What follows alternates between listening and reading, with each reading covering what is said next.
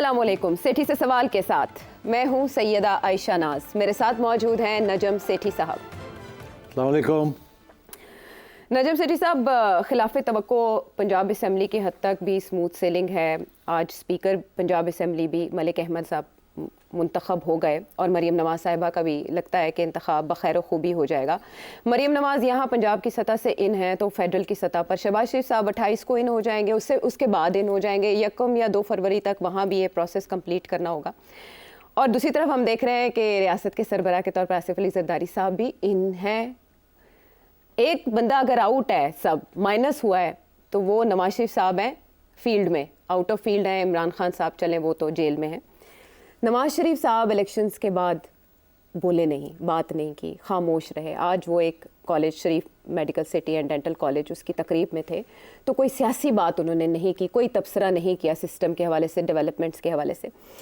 लेकिन बोले हैं या बात की है नवाज शरीफ साहब के बारे में और सिस्टम के बारे में, वो जावेद लतीफ़ साहब ने की है। तो वो क्या कह रहे हैं उस पर बाद में आपका तबसरा जानेंगे। जावेद लतीफ़ साहब इसको सेम डिज़ाइन करार दे रहे हैं 2018 से। आप इत्तेफाक करते हैं, सही कह रहे हैं? कुछ सिमिलैरिटीज़ हैं और कुछ नहीं भी हैं।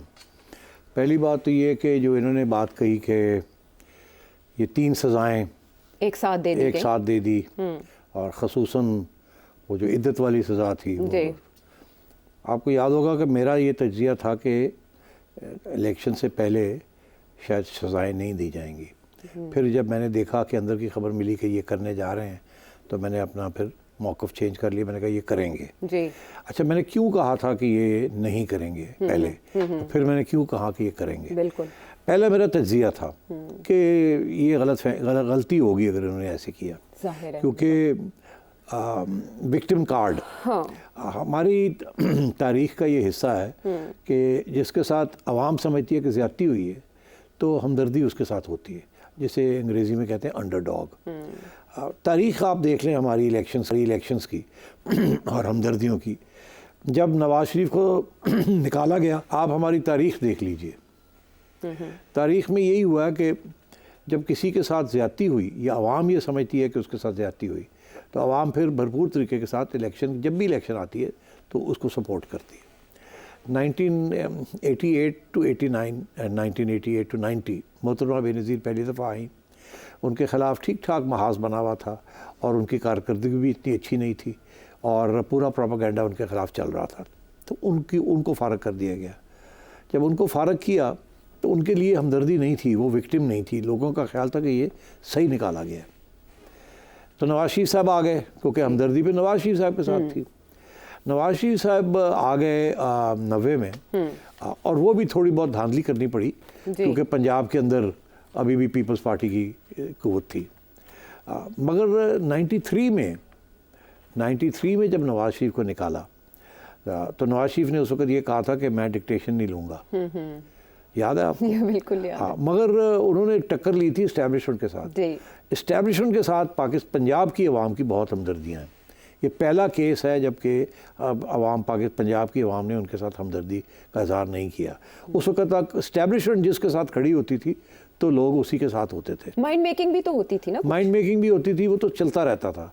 मगर वैसे भी पाकिस्तान आर्मी की जो स्टैंडिंग थी बहुत हाई थी। और स्पेशली क्योंकि 70% पाकिस्तान की फ़ौज जो है पंजाब से आती है, और तो इसीलिए पंजाब के लिए बहुत हमदर्दी थी। और फिर ये जो नेशनल सिक्योरिटी का सारा जो बयानिया है, क्योंकि जब हिंदुस्तान के साथ लड़ाई झगड़े होते हैं तो वो पंजाब के फ्रंटियर्स के ऊपर ही, बॉर्डर्स के ऊपर ही होते हैं।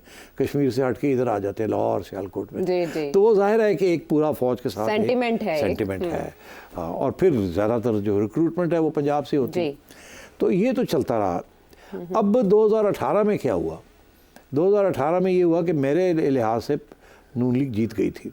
अच्छा। और उसको फिर हराया गया क्योंकि प्रोजेक्ट इमरान चल रहा था और इमरान खान को लाना था। तो इसलिए उस वक़्त तो ये प्रोजेक्ट के तहत सब कुछ हुआ। इस दफ़ा भी प्रोजेक्ट बना, मगर इस दफ़ा बड़ा एंटी इमरान खान प्रोजेक्ट बना। अब हुआ ये कि इमरान खान को हमदर्दी मिल गई। हमदर्दी इसलिए मिली क्योंकि इमरान खान का बयानिया बड़ा स्ट्रॉन्ग था। अच्छा। और ये जब अगर ये टाइमिंग की बात थी, मैंने पहले भी बहुत दफ़ा कहा है कि अगर इलेक्शन जो है जब इमरान खान को निकाला गया या जब वो चेंज हो गया तो उस वक्त जब he lost is vote of confidence, तो उस वक्त बड़ी इसकी स्टेटस गिरा हुआ था। उस वक्त अगर इलेक्शन हो जाती तो नून लीग ने फेयर एंड स्क्वायर जीत जाना था, मगर ऐसे नहीं हुआ।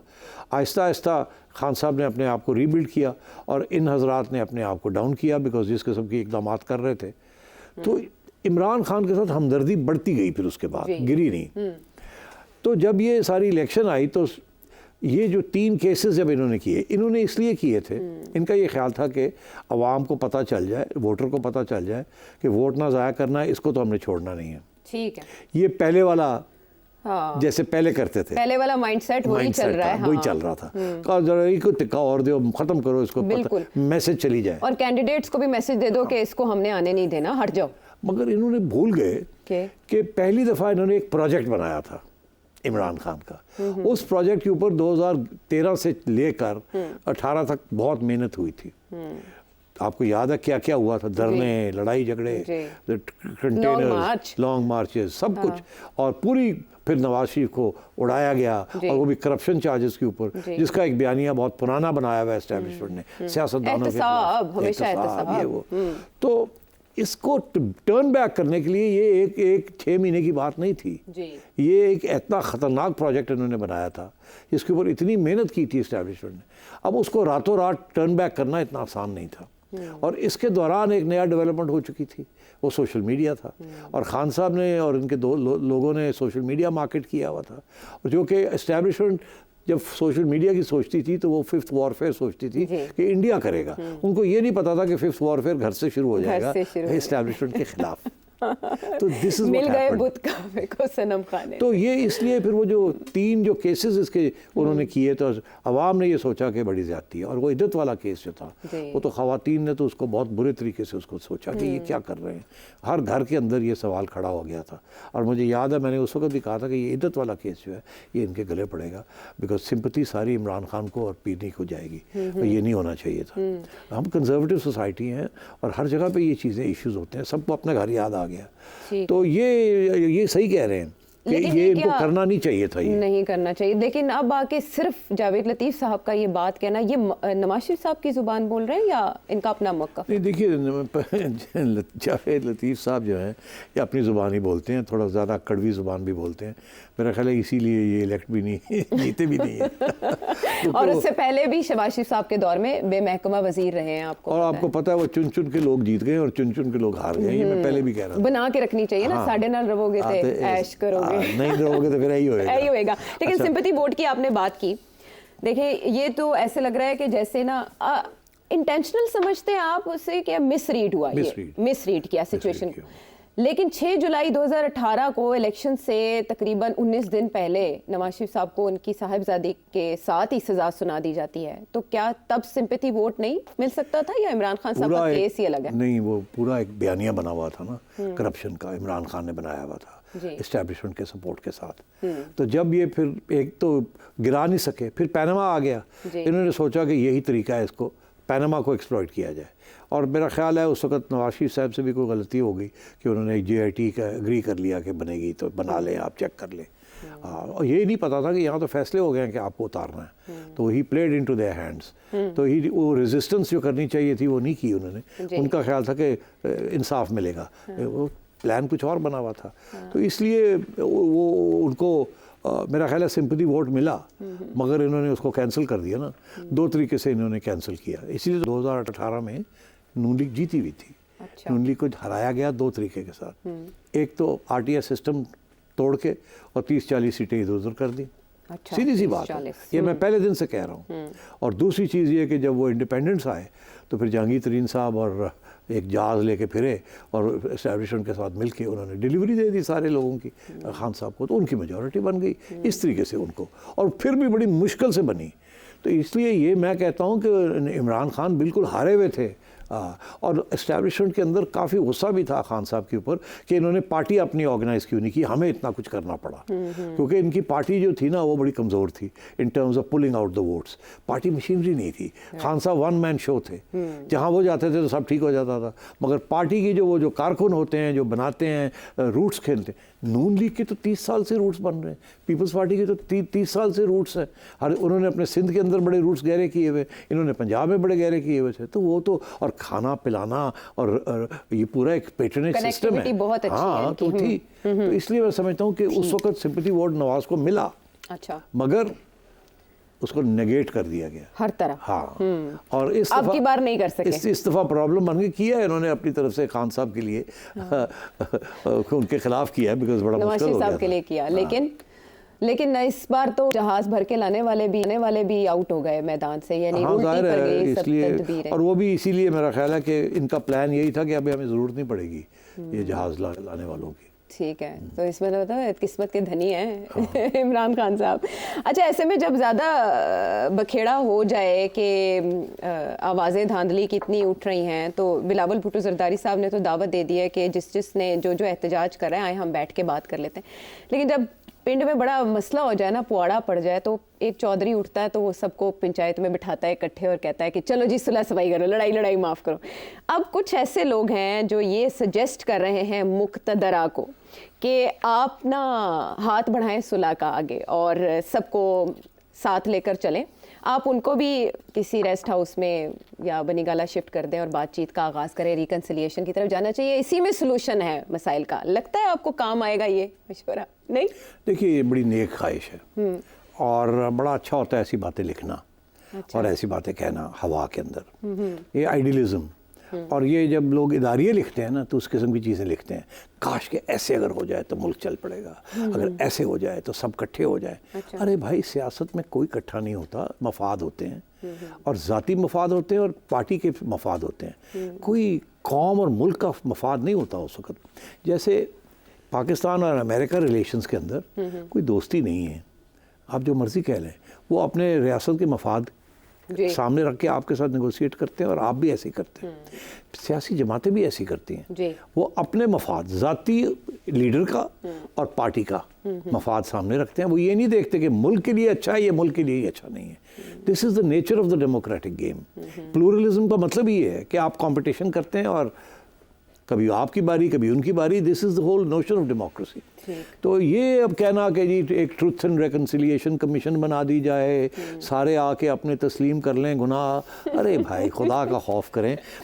आप इदारिया लिख रहे हैं या कुछ सियासी तज्जिया कर रहे हैं? हाँ। तो सियासी तज्जिए में वो एक अंग्रेज़ी का लफ्ज़ है रियल पॉलिटिक। रियल पॉलिटिक किसको कहते हैं कि हकीकत सामने, रुथलेस, ब्रूटल, बेरहम और बस सिर्फ अपना मफाद जो है उसको प्रमोट करना। तो उसके अंदर तो कट थ्रोट होता है बिल्कुल, और यही सियासत होती है, हर जगह पे ऐसी होती है। सिर्फ ये नहीं कि हमारे यहाँ ऐसी है, हर जगह पे ऐसी होती है। अच्छा, लेकिन इसमें बार बार 1977 का भी हवाला दिया जाता है, आपने भी दिया कि सिचुएशन कमोबेश वैसी थी इलेक्शन से पहले और इलेक्शंस के बाद भी अभी एहतजाज तो चल रहा है। तो तब सारी जो क़यादत थी वो जेलों में बंद थी, फिर से हाला रेस्ट हाउस उन्हें मुंतकिल करके बातचीत का अमल आगे बढ़ाया गया। तो अब भी ऐसे करना चाहिए और सुतेलापन रियासत को ख़त्म कर देना चाहिए और मुक़्तदरा जाके इमरान खान साहब से बात करने की कोशिश कर ले, तो फिर इस तरह से सिचुएशन बदल जाएगी, बेहतर हो जाएगी। अब देखिए ना, जाहिर है अगर ये हो सकता हो तो करना चाहिए और सिचुएशन बेहतर हो जाएगी, मगर हो नहीं सकता। अब क्यों नहीं हो सकता, मैंने अभी आपको एक्सप्लेन किया है कि इसमें अगर ऐसी चीज़ होती है तो फ़ायदा इसमें इमरान खान का होगा, बाकी किसी का नहीं होगा, क्योंकि वो इस वक्त नुकसान में है। तो उनको आप रिहेबिलिटेट करेंगे ना, उसके बगैर तो ये काम आगे नहीं चलेगा। बेसिकली ये होगा हुकूमत उनको देनी पड़ेगी और फिर वो अपनी शराइत पे आएंगे, जाहिर है, आप जब उनके पास और ये वो साहब हैं जिन्होंने पूरा आपके खिलाफ साजिश की, 5 साल आपको गिराने की कोशिश की, जब आप पार्लियामेंट में भी आए तो आपको जेलों में डालने की कोशिश की, और उनका तो एजेंडा यही है वन पार्टी रूल। वो तो कहते थे ना ख़त्म करो इन सबको, जेलों में डालो। वो तो अब बात आ गई ना कि बाजवा साहब को भी यही कहा था, और वो खुद कहते हैं कि मैंने कहा था इनको अंदर करो और ख़त्म करो इनको। तो वो वहाँ आके मसला बन गया था। तो Khan sahab is in no mood for reconciliation. अगर उनका ये मूड होता तो अभी तक बहुत सी बातें शुरू हो जाती और ये अभी तक यहाँ तक बात ना पहुँचती, वो रेकन्सिलिएशन जो है वो बाजवा साहब के साथ ही कर लेते, उस वक्त ही कर लेते और अपनी टर्म पूरी कंप्लीट कर लेते। तो वो तो खान साहब रेकन्साइल करने के लिए तैयार नहीं है। अब जो उन्होंने लोग सेलेक्ट किए हैं जी, आपने देख ही लिया, उधर गंडापुर साहब को ले आए हैं लड़ाई झगड़े करने के लिए। शेर अफजल मरवत साहब इधर शेर अफजल मरवत साहब हर रोज कोई ना कोई, अली बैरिस्टर अली जफर साहब तो थोड़े चिकचा रहे हैं, बेचारे वो दोनों फारग हो जाएंगे। अच्छा? वो एक साहब को तो फारग कर दिया, वो शरीफ आदमी निकले हैं। अब बैरिस्टर साहब भी सोचो में पड़ गए, यार मेरे नाल की होने लगा, तो मेरा ख्याल है वो भी 1-2 दिन की गेम है, वो भी शायद फारग हो जाए, तो फिर कोई और ढूंढेंगे जो कि लड़ाई कर सके। खान साहब लड़ने के मूड में है, और वो इसलिए लड़ने के मूड में, वो पहले दिन से लड़ने के मूड में थे, वो तो मानते ही नहीं किसी और को, तो आप उनके साथ बात करेंगे। ये तो ऐसे है जैसे आप इजराइलीज को कहें कि आप ट्रुथ एंड रिकन्सिलिएशन कर लें फ़लस्तीनियों के साथ, और आप और आप उनका फ़लस्तीन उनको दे दें और ये कर दें। जी जी जी, तो ये बिल्कुल उस किस्म की बात है। तो जब ये मामलात हैं तो आगे अपीलों में जा चुके हैं, इमरान खान साहब भी, उनकी अहलिया बुशरा बीबी भी तोशाखाना में अपील लेकर जा चुकी हैं। फिर 190 मिलियन पाउंड केस में 27 फरवरी को फर्द जुर्म भी आयद होने जा रही है। मामलात थोड़े लचक की तरफ जाएंगे या अभी मजीद सजाएं? कोई लचक नहीं होगी खान साहब के लिए, एस्टैब्लिशमेंट बिल्कुल नहीं करेगी, उस वक्त तक नहीं करेगी जब तक मजबूर ना हो जाए। अभी बिल्कुल मजबूर नहीं है वो, अभी तो वो अपना उनका सिलसिला चल रहा है, गवर्नमेंट्स बनने जा रही हैं, IMF वापस आ रहा है, तो कोई मजबूरी नहीं है। अच्छा। और पूरा इरादा उनका ये है कि खान साहब को जेल में रखना है और PTI को कुचल के रखना है, और अगर KP में गड़बड़ करने की कोशिश की तो गवर्नर रूल लगा के सख्ती के साथ सबको जेलों में। तो मतलब ये एजेंडा तो ये है। ठीक है। और ये जो हुकूमतें बन रही हैं, इनको ये कहा जाएगा तुसी फिक्र ना करो, असी आपे हैंडल कर लांगे, खान नूं असी हैंडल करांगे, तुहानूं हैंडल करने की जरूरत नहीं है। तुसी अपना कारोबार करो, सारे जेडे मुश्किल फैसले ने वो करो, जो हम आपको कहते हैं ये करें वो आप करें, मईशत को चलाएं और जो भी करना है वो करें, IMF को लेके आएँ और forget about Imran Khan, we'll deal with Imran Khan. Imran Khan के साथ कोई नरमी नहीं होनी, इस इस्टेब्लिशमेंट में नहीं करनी। ये उस वक्त नरमी होगी, मैं आपको बता दूँ, उस वक्त होगी जब ये जो सारा सिलसिला बनाया है किसी वजह से ये कोलैप्स कर जाए, फिर ऑप्शन सोचने पड़ेंगे कि क्या करना है। हो सकता है एक ऑप्शन ये हो कि सबके साथ सबको फारग किया जाए, फिर सोचेंगे कि ये चल सकता है नहीं चल सकता, इंटरनेशनल कम्युनिटी बात मानेगी नहीं मानेगी, अपनी बेइज्जती होगी कि नहीं होगी, और इस्टेब्लिशमेंट की क्रेडिबिलिटी पे दाग लगेगा नहीं लगेगा, etcetera etcetera.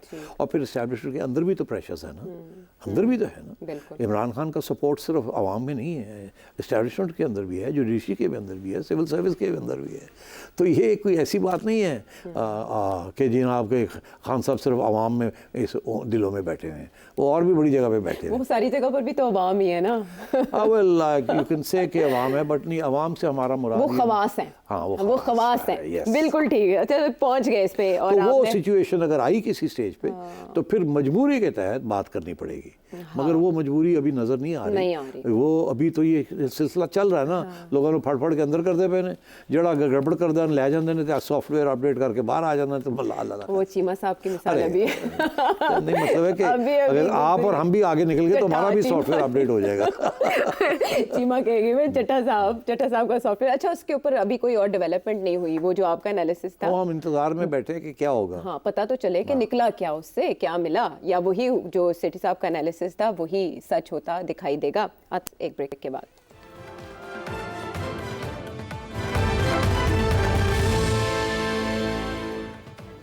Welcome back to the show. इस सारे मामले में जो रूठे और अलग अलग दिखाई दे रहे हैं वो हैं मौलाना साहब, जो पहले आसिफ अली जरदारी साहब और नवाज शरीफ साहब के हमराही रहे हैं, तहरीकों में भी साथ, बल्कि खुद लेकर चलते रहे हैं, शुरू करते रहे हैं।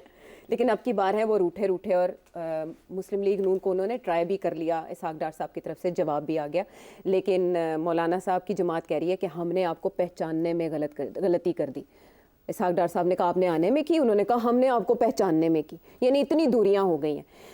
अब मौलाना साहब केपी को छोड़ के सिंध में तो एहतजाज कर रहे हैं, पीपल्स पार्टी को उधर तकलीफ हो रही है कि आप हारे उधर बुरी तरह, और हारे भी उनसे जिनके साथ आप बात कर रहे हैं। पाकिस्तान तहरीक इंसाफ से आप रेडी हैं बात करने को, वो आपसे बात करें, एहतजाज करें आप सिंध में आके।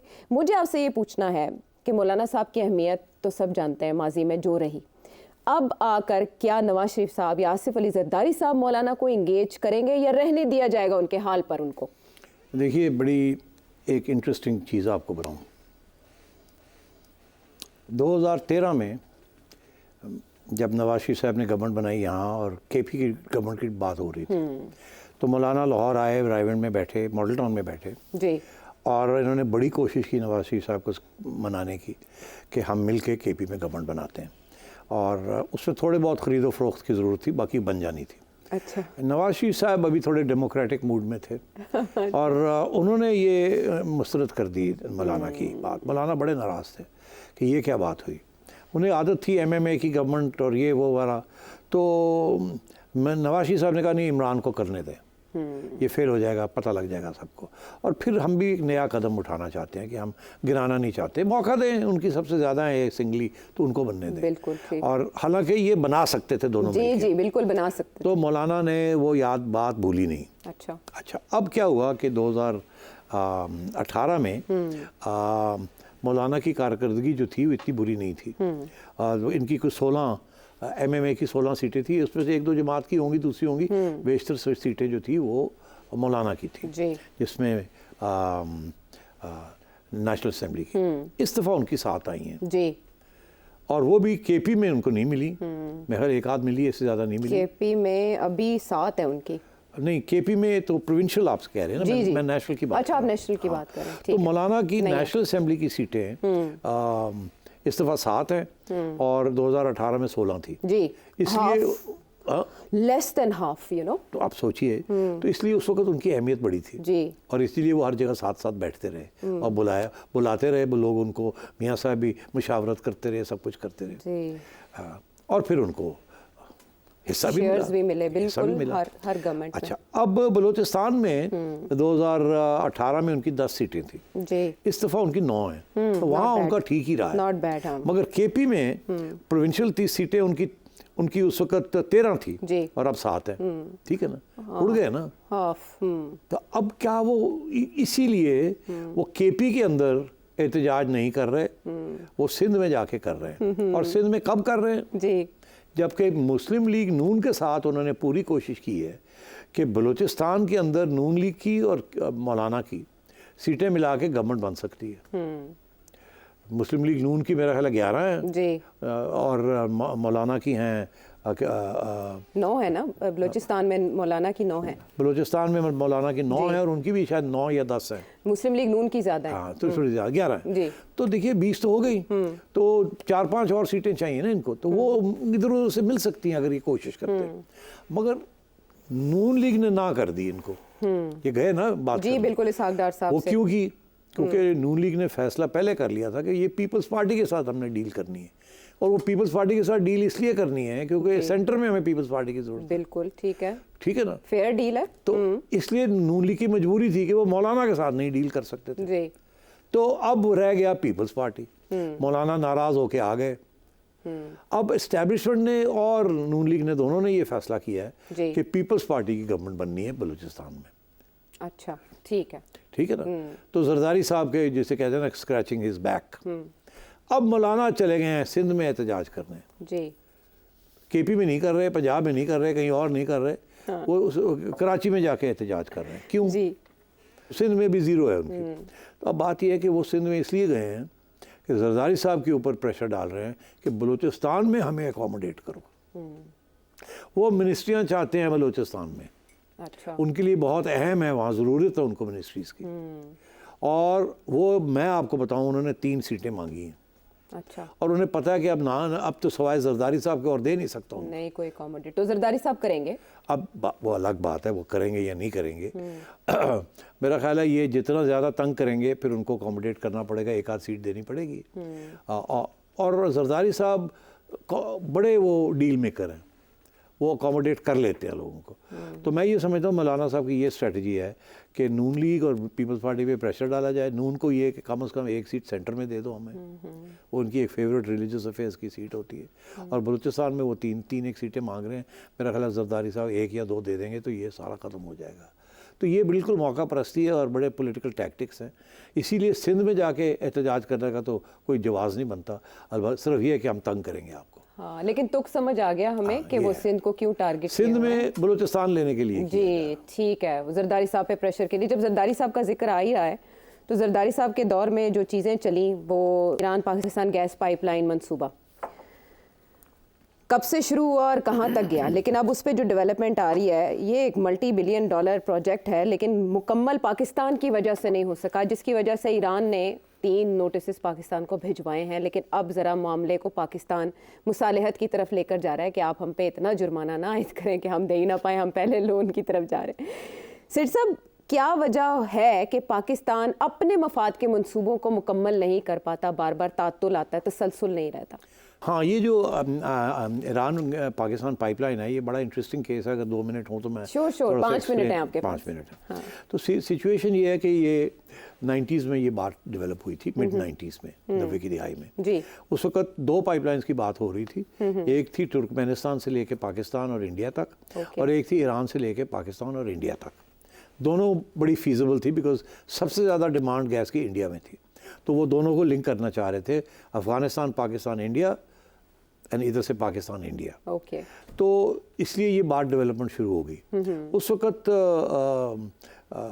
अमेरिका का कोई ऑब्जेक्शन नहीं था, ईरान के साथ ये इस किस्म के तल्लुकात नहीं थे कि सैंक्शंस लग जाएंगे, ये हो जाएगा। तो ये सारी बातें शुरू हो गई, मगर ये बात आगे नहीं बढ़ी बिकॉज पैसे काफ़ी चाहिए थे, पैसे पूरे हो नहीं रहे थे, कंसोर्शियम नहीं बन रहे थे, और अफगानिस्तान के अंदर सिविल वॉर चल रही थी, तो इसलिए वहाँ से पाइपलाइन लाना मुश्किल था। वो तापी की पाइपलाइन रह गई, और ये पाइपलाइन फिर 2009 में जाके किसी कंक्लूजन पे पहुंची, और उस स्टेज पे इंडिया ने कहा हम पुल आउट करते हैं, और ये आईपीआई से आईपी रह गई। ठीक है, रीजंस क्या इंडिया के पुल आउट? इंडिया ने ये कहा था कि ये पाइपलाइन जो है पाकिस्तान के बलूचिस्तान एरिया से जाएगी, और बड़ी इनसिक्योरिटी और इंस्टेबिलिटी है वहाँ, एक इसलिए हम रिस्क नहीं ले सकते कि डिपेंडेंट हो जाएं इसके ऊपर। और दूसरा ये कि पाकिस्तान के साथ तो हमारे तल्लुकात कभी ठीक ही नहीं होते, फ्लक्चुएट, वो ऊपर नीचे चलते हैं, और कल को अगर ये पाइपलाइन पाकिस्तान ने अपनी जगह पे रोक ली हमें गैस से, तो हम तो पूरे डिपेंडेंट हो जाएंगे। तो इसलिए हम तो इतनी बड़ी रिस्क नहीं ले सकते। ठीक है। तो इसलिए उन्होंने कहा कि हम ईरान से डायरेक्ट खरीद लेंगे, not by pipeline but by containers and ships, वो हम ले लेंगे, लिक्विफाइड गैस ले लेंगे, दूसरी ले लेंगे, मगर और ऑयल ले लेंगे, अपना कर लेंगे, मगर ये हम पाकिस्तान के जरिए नहीं लेंगे। ठीक है, वो इसलिए वो तो रह गया, अलग हो गया। जब ये हुआ तो उसके बाद हमने 2009 में जरदारी साहब की हुकूमत थी, जरदारी साहब ने जाके कहा कि जी हम ये पाइपलाइन ईरान पाकिस्तान बनाते हैं। ठीक है। ये 1800 किलोमीटर की पाइपलाइन है, कोई 1000 किलोमीटर ईरान की साइड पे है, 750-800 के करीब हमारी साइड 781 हमारी साइड पे। और तो ये फैसला हुआ कि ठीक है जी हम करते हैं। अच्छा, उस वक्त उम्मीद ये थी कि कंसोर्शियम बन जाएगा जिसमें ज़्यादातर अमेरिकन कंपनीज ही होती हैं, और ये आएंगी और ये पाइपलाइन हमारी बिल्ड कर देंगी, उधर ईरान अपना करेगा। ठीक। मगर हुआ ये कि उस वक्त के बाद ईरान और अमेरिका के तल्लुकात ख़राब होने शुरू हो गए। ओके। और जैसे वो ख़राब होने शुरू हो गए तो अमेरिका ने आहिस्ता आहिस्ता सैंक्शंस लगानी शुरू कर दी, और अमेरिका ने कहा कि जो भी बंदा अब पाकिस्तान को ये कहा कि अगर आप ये पाइपलाइन बनाएंगे तो हम आप पे सैंक्शंस लगा देंगे। अच्छा। यहाँ तक कि हमें ये कहा कि आप तेल भी नहीं खरीद सकते ईरान से, आप तेल भी नहीं खरीद सकते ईरान से, सैंक्शंस लगनी शुरू होगी इन ड्यू कोर्स। अब जरदारी साहब ये साइन कर बैठे थे कि इसको आगे बढ़ाना है। तो फिर ये 2013 में फिर इसके ऊपर कारकर्दगी हुई, काम हुआ, और कुछ पाकिस्तानियों ने कहा कि इसको अमेंड करें, ये करें, वो करें। और 2019 में जब इमरान खान साहब थे तो इन्होंने फिर जाके एक हमाकत की, और जाके इन्होंने फिर से रीनेगोशिएट करके और अंगूठे लगाने शुरू कर दिए। Renegotiate for what? वो जी कि पहले ही इन्होंने कोशिश की कि किसी तरीके से निकल जाए, खिसक जाए, और उसके बाद फिर उन्होंने पकड़ लिया, और यहाँ से कहा तुम नहीं निकल सकते, हम तो ये कर देंगे, वो कर देंगे। तो उन्होंने कहा कि चलो टाइम बाय कर लेते हैं, अमेरिका के साथ तल्लुकात किसी वक्त ठीक हो जाएंगे, ईरान के, अमेरिका के, या हमारे और अमेरिका के, तो कोई प्रॉब्लम नहीं, अभी तो इसको बात को आगे चलाते हैं। तो इन्होंने बात आगे चलाने के लिए और वो पेनल्टी से बचने के लिए 1-2 और सिग्नेचर्स कर दिए। अब वो गले पड़ गया, वो वक्त आ गया, वो ईरानियंस कह रहे हैं कि बहुत मजाक हो गया, $18 अरब कह रहे हैं पेनल्टी दें। वो कहते हैं कि अब आप शुरू करो, नहीं तो हम ले जा रहे हैं। इन्होंने इंटरनेशनल कंसल्टेंट्स को चेक किया है, उन्होंने आगे इनको कहा कि ये तो सही है, पेनल्टी तो पड़ जाएगी आप। अब अभी ये रिको दिक से हटे हैं, जहाँ आपको पता है कितने अरब डॉलर्स की इनको डज लगी है, $7 अरब की देनी पड़ गए, मगर वो जाके बना तो था 12-15 अरब डॉलर का खाता, और वो भी ये हार गए थे। फिर ये नेगोशिएशन में गए, रोने धोने किए, माफिया मांगी, IMF को कहा बचाओ, अमेरिका को वो बचाओ, नहीं तो ये तो उड़ गई थी, सारा मुल्क उड़ गया था। और वो एक जज साहब इफ्तिखार चौधरी साहब की वजह से हमाकत हुई थी। लेकिन बात ये है कि वो तो नहीं आते कटहरे में किरदार, पाकिस्तानी कौम भरती है, तो जो भी अब महंगाई होती ये है कि ये अब फंस गए हम जी। अब ये फिर टाइम गेन कर रहे हैं अब ये कह रहे हैं, हाँ अब ये कह रहे हैं जी कि हम शुरू कर लेंगे, हम पहले ग्वादर तक लेके आएंगे, और इन्होंने साथ साथ ग्वादर 80 किलोमीटर फ्रॉम ईरान, और बाद में फिर इसको एक्सटेंड करेंगे, और जिसकी ये खुश करने की कोशिश कर रहे हैं कि हम शुरू कर रहे हैं। अब मगर इन्होंने साथ साथ अमेरिका को भी अप्लाई कर दिया कि जी, ये निगरानों ने किया है ना, निगरानों ने कर दिया, और आने वाली अब निगरान साहब और कुगिया मार गए हैं। ठीक है, ठीक है ना। अब वो जो नई गवर्नमेंट आएगी और इतने गले पानी चढ़े होएगा, गैस चढ़ी होएगी कि उनको बनाओ, और अगर कोई गड़बड़ हुई, इन्होंने बनानी शुरू की तो अमेरिका ने हाँ ना ऐसे किया तो IMF भाग जाएगी। एक बात बताएं, अमेरिका पाकिस्तान के लिए इतना ज़रूरी क्यों है, गले का फंदा क्यों है, जब इराक के लिए नहीं है, जब तुर्की के लिए नहीं है, इंडिया के लिए नहीं है, जापान और चीन के लिए नहीं है, पाकिस्तान के लिए क्यों? बिल्कुल इसलिए कोई पाकिस्तान की ज़रूरत ही नहीं है उनको। अब उनको आपकी ज़रूरत थी अफ़गानिस्तान के लिए। अफ़गानिस्तान आपने तो बड़ी खुशी का इजहार किया था जब उनकी पिटाई हुई थी अफ़गानिस्तान में। 20 साल आपने उनके $20 अरब लेके और आपने तालिबान को पाला, और फिर अमेरिका के ख़िलाफ़ छोड़ दिया कि पै जाओ, और जब वो उनको मार मार के तालिबान ने निकाला तो आपने कहा गुलामी की ज़ंजीरें, आपने कहा गुलामी की, खान साहब ने कहा गुलाम, और ऐसी नहीं तैसी। इसीलिए तो डोनाल्ड ट्रंप ने कहा था देखी जाएगी तो ऐसी भी बदला लगाओगे। तो अब उनको आपकी ज़रूरत छोड़े, वो तो आपके खिलाफ हुए हैं, और फिर खान साहब ने जाके जो रह गया था वो भी पूरा कर दिया, कसर पूरी कर दी। यानी पाकिस्तान अमेरिकी आशीर्वाद के बगैर ये मुकम्मल नहीं कर सकता, और अगर अमेरिका ये इनको इजाज़त नहीं देगा तो ये मर जाएंगे, इनका बड़ा बुरा हाल हो जाएगा, ये फिर भीख मांगनी शुरू हो जाएगी। बिकॉज अगर इन्होंने ये कर दिया और अमेरिका ने सैंक्शंस लगा दिए तो फिर तो ये पाइपलाइन ही नहीं बनेगी। और ईरान जो है वो कहता है कि हमें नहीं पता सैंक्शंस, नो सैंक्शंस। ठीक है, तो फिर ईरान के साथ भी तल्लुकात ख़राब हो जाएंगे, और ये एक और नया ड्रामा शुरू हो जाएगा। और आप सोचें रेकोडिक से कितनी मुश्किल से हम निकले हैं, $6 बिलियन की हमें डज पड़ी है, और सारी की सारी माइंस हमने दे दी। और IMF के होते हुए पाकिस्तान ये काम कंटिन्यू भी नहीं कर सकता, बड़ा मुश्किल है। तो अब जो अगली गवर्नमेंट आएगी ना तो उस फंदा यहाँ पहले से बिल्कुल फंदा होगा, और वो गैस यहाँ तक आई होगी, जो मुआहदा है वही गले पड़ेगा। वापस आते हैं ब्रेक के बाद।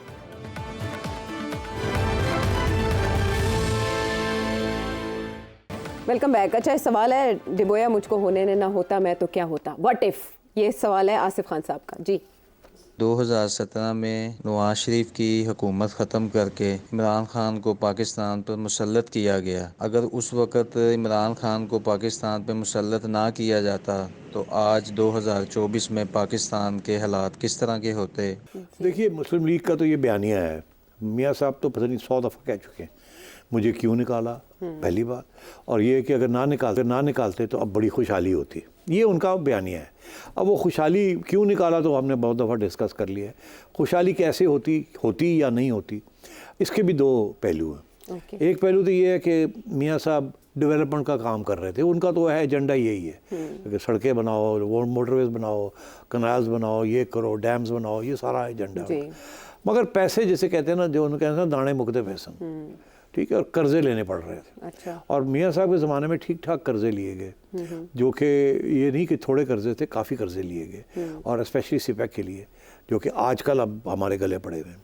तो एक तो ये है कि इनको और कर्जे लेते ही, और कर्जे लेके और डेवलपमेंट होती, मगर फिर किसी न किसी स्टेज पे वो खुशहाली जो थी वो उसके पैसे देने पड़ जाने थे ना, तो वो भरने पड़ जाने थे, तो फिर क्या करते हैं। और अमेरिका, क्योंकि उस ज़माने में तो अभी अमेरिका आपके साथ था ना अफ़गानिस्तान की वजह से, मगर फिर अमेरिका जब चला गया है तो फिर तो मसला बन गया ना, फिर पैसे आने बंद हो गए, कोalition सपोर्ट फंड भी बंद हो गया, बाकी पैसे भी आने बंद हो गए, लाइन टाइट हो गई सारी। तो एक मोमेंटम ज़रूर था इकॉनमी का, और वो मोमेंटम ज़रूर जारी रहता, मगर उसके जो मसाइल बनने आ रहे थे बाद में, वो शायद आज जाके फिर भुगतने पड़ते कि जी इमरान खान साहब जब आ गए तो वो जो कुछ हो भी रहा था वो भी बंद हो गया, और कर्जे और फजूल किस्म की खर्चियाँ शुरू हो गई, और कर्जे और लेने शुरू कर दिए, और कोई डेवलपमेंट नहीं हुई। लेकिन वो कह रहे हैं जाते जाते हम अच्छी सतह पर छोड़ के गए इक्तिसादियात को, अच्छे इंडिकेटर्स थे। नहीं, कोई नहीं। वो देखिए ना, खान साहब की बदकिस्मती ये है कि कोविड हो गया, कोविड 2019 जिसकी वजह से फिर काफ़ी नुकसान हुआ, तो वो भी कुछ बदकिस्मती थी। 2 साल उसके बाद वो इकोनॉमिक ग्रोथ रेट गिर गया, टैक्सेस नहीं कलेक्ट हुए, मईशत बैठ गई, and so on and so fourth. ठीक है, यानी ये इस किस्म की सिचुएशन थी। बहुत से फैक्टर्स यानी कि इन्वॉल्व होते हैं सिचुएशंस में, जिनको का चाहिए जब एनालिसिस हो रहा होता है। एक और बड़ा दिलचस्प सवाल है फैसलाबाद से ज़हीर अहमद साहब का। What is the difference between national interests and public interests? Is there any difference between these two or the same?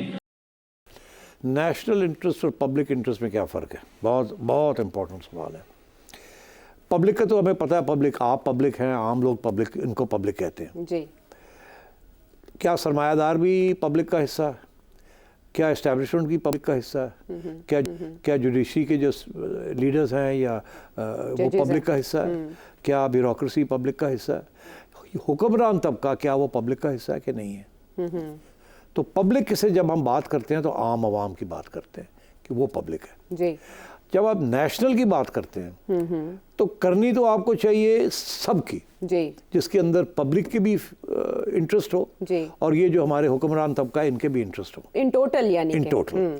वो सिर्फ एक सूरत में होता है जब जंग हो रही होती है। जब आप किसी मुल्क के साथ जंग कर रहे होते हैं ना तो सारी कौम और अदारे इकट्ठे हो जाते हैं, उसको कहते हैं नेशनल। ओके। तो जब जंग कर रहे होते हैं तो एक सफ़े पे होके सब जंग करते हैं इकट्ठे, तो that is the national interest, क्योंकि वो सर्वाइवल का मामला होता है। लेकिन अब क्या है, इकोनॉमी सर्वाइवल का मामला नहीं है। अच्छा, अब इकोनॉमी क्या है, जी। यही तो इशू है। इशू ये है कि इस वक्त जिसको हम कहते हैं कि ये नेशनल इंटरेस्ट में हम इकदाम कर रहे हैं इकोनॉमी, क्या ये इससे पब्लिक की कोई इंटरेस्ट है इसमें कि नहीं है? बात ये है कि अगर तो पब्लिक को इसमें से कुछ मिलेगा, ये जो सख्त इकदाम होने जा रहे हैं, तो फिर तो आप कह सकते हैं कि ये नेशनल इंटरेस्ट है। मगर अगर इसमें सिर्फ हुक्मरान तबके को इसका इम्पैक्ट होगा और अच्छा उनके लिए कोई बुरा नहीं होगा, बुरा जो है वो आवाम के लिए होगा, तो फिर ये नेशनल इंटरेस्ट नहीं होगा। ये फिर ये जो होने जा रहा है ये पब्लिक के ख़िलाफ़ होने जा रहा है। इसको ये कहना कि ये नेशनल इंटरेस्ट है, ये मैं समझता हूँ गलत बात है। अलबत्ता नेशनल इंटरेस्ट एक सूरत में है कि अगर हम कुछ इकदाम नहीं करते जो IMF कह रहा है, तो IMF पैसे नहीं देगा, अगर पैसे नहीं देगा तो डिफ़ॉल्ट हो जाएगा, डिफ़ॉल्ट हो जाएगा तो सारे लगे जाएंगे, बिल्कुल नेशनल इंस्टीट्यूशंस भी लगी जाएंगी, उनको भी पैसे नहीं मिलेंगे चलने के लिए और आम आवाम और दब जाएगी। तो उस सिचुएशन में इसको नेशनल इंटरेस्ट आप कह सकते हैं। अच्छा। मगर सवाल ये है कि क्या आप जो इक़दाम करने जा रहे हैं ये इसका बोझ किसके ऊपर पड़ेगा?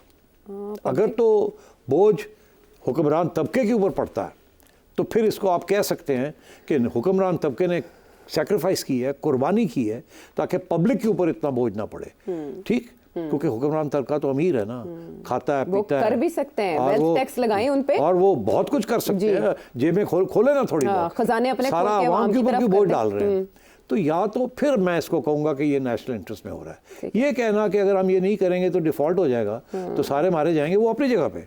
मगर बात ये है कि आप अगर ये करने जा रहे हैं तो मेहरबानी करें इसको ट्रू नेशनल इंटरेस्ट करें, पब्लिक के ऊपर बोझ ना डालें, अक्रॉस द बोर्ड अपने ऊपर बोझ डालें, अपनी जेब काटे। आपने 70 साल याशी की है, लूटमार की है सारे इदारों ने, जो सब ने, और आवाम को कुछ नहीं मिला। क्या मिला आवाम को? आप सारे सोशल इंडिकेटर्स देख लें, आवाम को कुछ नहीं मिला, बल्कि आवाम को कहा जाता है कुर्बानी दे। अच्छा, और आवाम कुर्बानी किस चीज़ की दे? वो तो ऑलरेडी पेट काट चुके हैं उनका।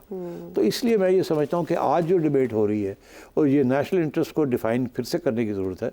ये कोई वॉर नहीं हो रही फॉर सर्वाइवल, अलबत्ता ये इकोनॉमिक सर्वाइवल की जंग है। मगर अगर इकोनॉमिक सर्वाइवल की जंग है तो सबसे ज़्यादा कुर्बानी जो है वो सरमायादार को देनी चाहिए, ताजर को देनी चाहिए, लैंडलॉर्ड को देनी चाहिए जो कि अपने ठेके देता है और अपने गुलबर्ग में रहता है और इस्लामाबाद में रहता है और काम किए बगैर एक ज़मीन की मलकियत की बेसिस के ऊपर वो खाता पीता है, और जो पेजेंट है, जो बेचारा जो काश्त करता है, उसको मिलता क्या है, एट्सेट्रा। इसी तरीके के साथ ब्यूरोक्रेसी, तनख्वाहें थोड़ी लेते हैं और पर्क्स एंड प्रिविलेजेस इतने हैं कि आप इमेजिन नहीं कर सकते, बादशाहों की तरह रहते हैं। और करप्शन जितनी इस मुल्क में हो रही है, सारा बोझ पॉलिटिशियन पे पड़ रहा है। दरअसल जो करप्शन हो रही है इदारों के अंदर हो रही है, जिसके ऊपर कोई नजरसानी नहीं है, कोई देखता नहीं है, अकाउंटेबिलिटी बोर्ड्स बने हुए, होता कुछ नहीं है। और अब तो उन्होंने नया जो नैब लॉ भी लाए हैं उसमें से कह दिया कि ब्यूरोक्रेसी को भी निकाल दें, सरमायादारों को भी निकाल दें, सबको निकाल दें, उसकी लिमिट भी उन्होंने वो कर दी। तो मैं ये कह रहा हूँ कि ये नेशनल इंटरेस्ट और पब्लिक इंटरेस्ट की डिस्टिंक्शन बड़ी इंपॉर्टेंट है।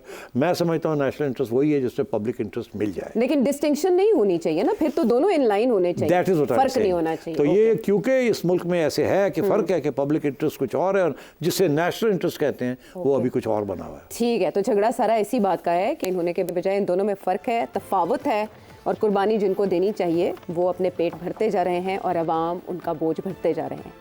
सवाल मज़ीद जानना चाहें तो इस नंबर पर भेजिए वीडियो ऑडियो मैसेज। अगले प्रोग्राम तक के लिए इजाज़त दें।